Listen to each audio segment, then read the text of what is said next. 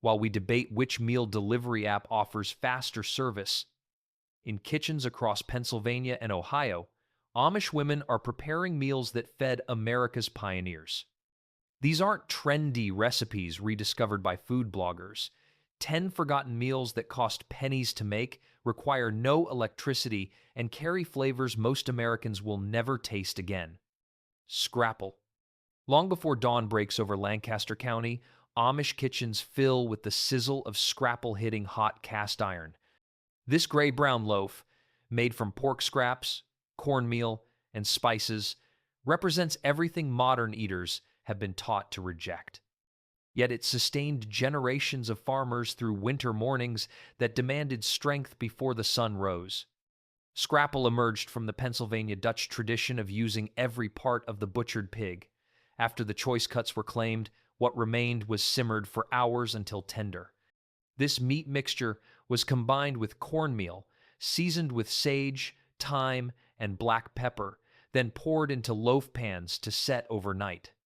The next morning, sliced and fried until crispy on the outside, it provided protein-dense fuel that cost nearly nothing. Mainstream America abandoned scrapple when organ meats became associated with poverty rather than practicality. The modern squeamishness about eating parts would puzzle Amish cooks who understand that wasting food disrespects both the animal and God's provision. A single butchering day produces enough scrapple to feed a family of 8 for weeks, representing hundreds of dollars of protein from what others would discard. Dandelion salad. When the first dandelion greens push through snow-thawed soil, Amish women head to fields with baskets and sharp knives. This annual ritual, incomprehensible to neighbors who spend hundreds eliminating dandelions from manicured lawns, represents one of spring's most anticipated meals. Dandelion salad disappeared from American tables when lawns became status symbols and weeds became enemies to be chemically eliminated. But Amish women never forgot that these bitter leaves, harvested young before flowers appear, provided the first fresh vitamins after long winters of preserved foods. The preparation follows precise timing. Greens must be gathered in early spring, while still tender. The leaves are washed thoroughly, then wilted with a hot dressing made from bacon fat, vinegar, sugar, and sometimes a beaten egg, poured over the greens while still sizzling. The nutritional wisdom is remarkable. Dandelion greens contain more vitamin A than spinach, more calcium than milk, and more iron than many meats. Amish women understood these health benefits long before nutritionists could explain them scientifically. The first dandelion salad of the year marks winter's true end and the return of abundance. Milk soup. Few forgotten meals seem as humble as milk soup. Hot milk poured over broken bread with a pat of butter, sometimes enriched with a beaten egg, appears almost offensively simple to modern eyes accustomed to elaborate recipes. Yet this meal, with roots in European peasant traditions, remains a staple in Amish homes for reasons that transcend its modest ingredients. Amish mothers serve milk soup to sick children, understanding instinctively what modern medicine now confirms, that warm, easily digested foods help bodies fight illness. The elderly receive it when chewing becomes difficult or appetite fades. New mothers recovering from childbirth eat it for gentle strength. Preparation variations reveal surprising sophistication. Some families prefer sweet versions with sugar and cinnamon, others savory with salt and pepper. The milk temperature requires attention. Too hot and it curdles if eggs are added, too cool and it fails to soften the bread properly. The meal's deeper meaning lies in its contentment with simplicity, teaching that nourishment doesn't require elaborate preparation or expensive ingredients. Headcheese? The name alone ensures most Americans will never try it. Headcheese contains no cheese, but rather meat jelly formed from a pig's head, sometimes feet, simmered until the natural gelatin creates a firm, sliceable loaf studded with meat pieces. Yet in Amish communities, headcheese represents the pinnacle of butchering skill and the philosophy that nothing God-given should be wasted. The pig's head and feet simmer for hours until meat falls from bones and collagen dissolves into the liquid. The meat is picked carefully from bones, chopped to proper size, then mixed with the strained, seasoned broth.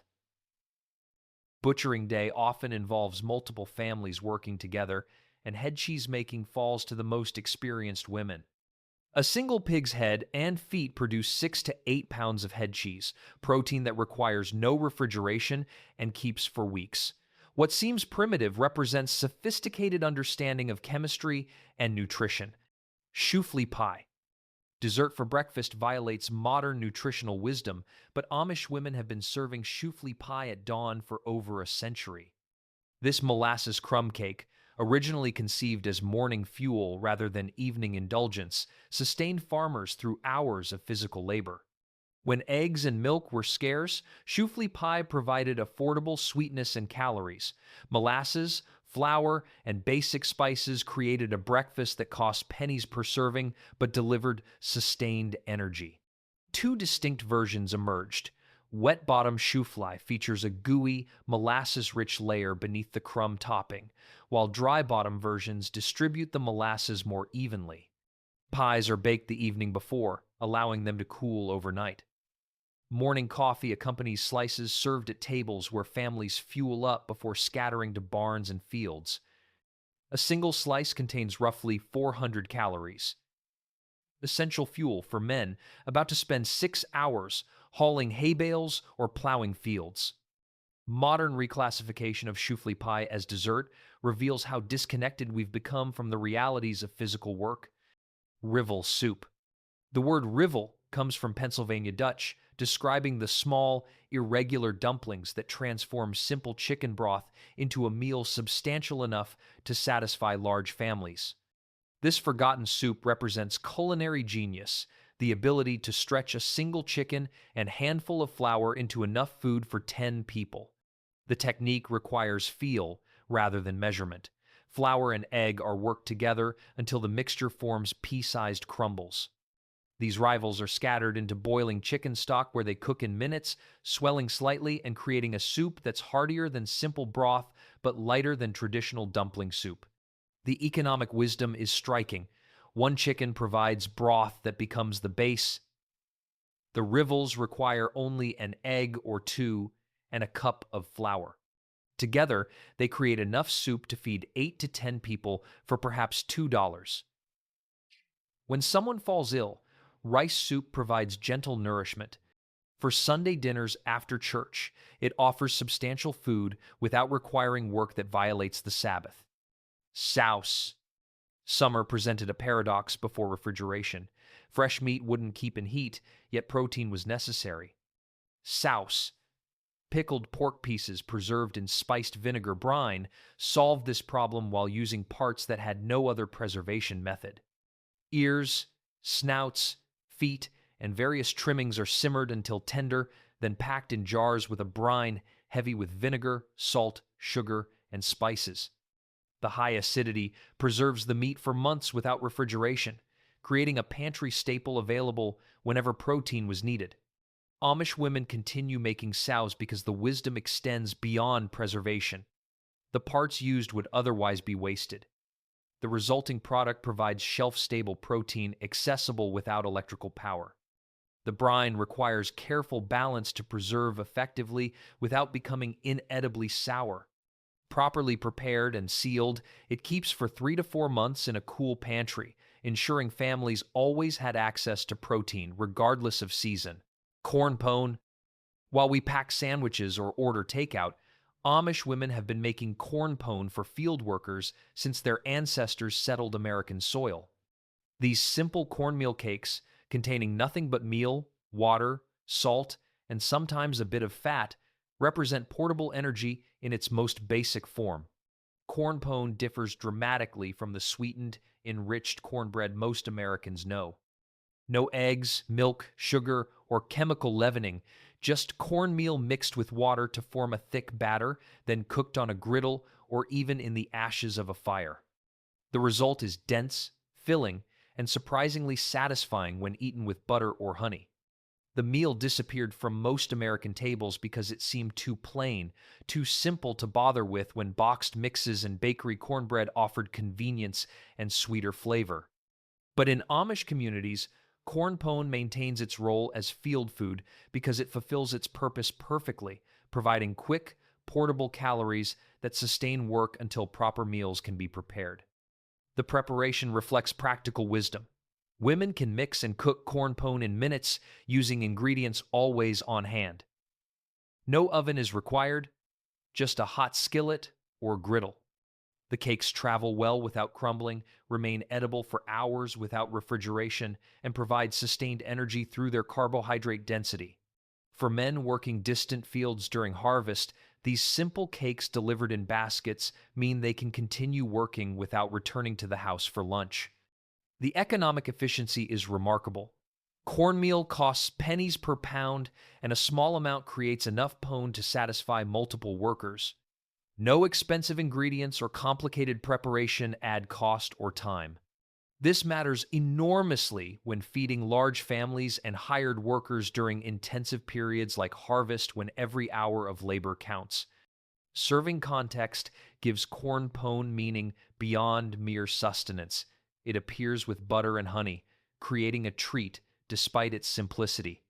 Alongside beans or soup, it provides the carbohydrates that complete the meal. Some families split warm pones and pour molasses inside, creating portable sweetness that children look forward to. These simple variations transform basic ingredients into moments of pleasure that punctuate hard work. Regional connections tell interesting stories. Some Amish communities, particularly those that migrated through southern states before settling in the Midwest, maintain corn pone traditions with clear connections to southern foodways. Others adapted the concept from interactions with rural neighbors, incorporating it into their own culinary traditions while maintaining its essential simplicity. Potpie without the pie. The name confuses everyone who hasn't grown up with Pennsylvania Dutch traditions. Pot pie contains no pie crust, no pastry, nothing remotely resembling what most Americans call pot pie. Instead, it's a one-pot meal of square noodles, broth, potatoes, and sometimes chicken simmered together until the noodles partially dissolve, creating a thick, hearty mixture, unlike anything in mainstream American cooking. The terminology persists in Amish communities because language preservation matters as much as recipe preservation. Pennsylvania Dutch dialect maintains words and meanings that English has lost or changed, and pot pie represents one of these linguistic fossils.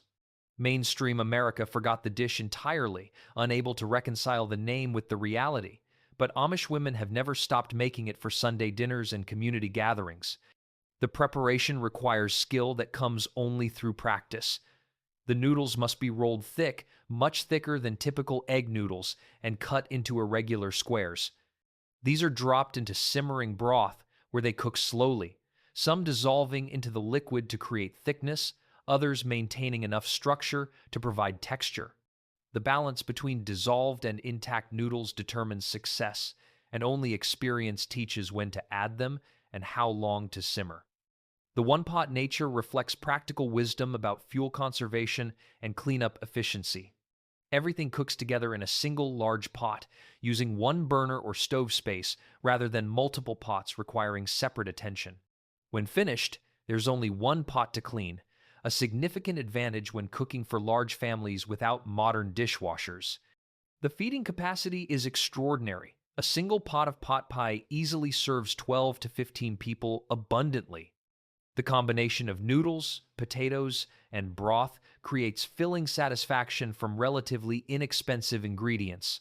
A whole chicken provides flavor and some meat, but the noodles and potatoes provide the bulk. This ratio allowed families to serve substantial meals, even when meat was scarce or expensive. The variations reflect both regional differences and what's available. Chicken pot pie is most common, but beef versions appear in communities with more cattle than poultry. Some families include carrots or celery for color and nutrition.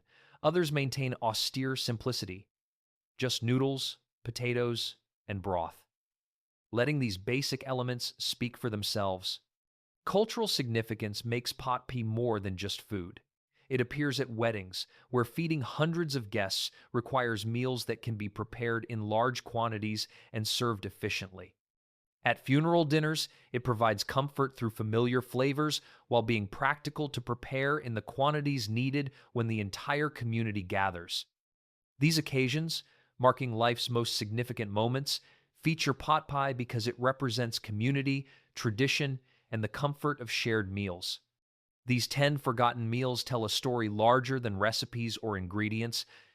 They represent a way of understanding food that most of America has lost as connection rather than convenience.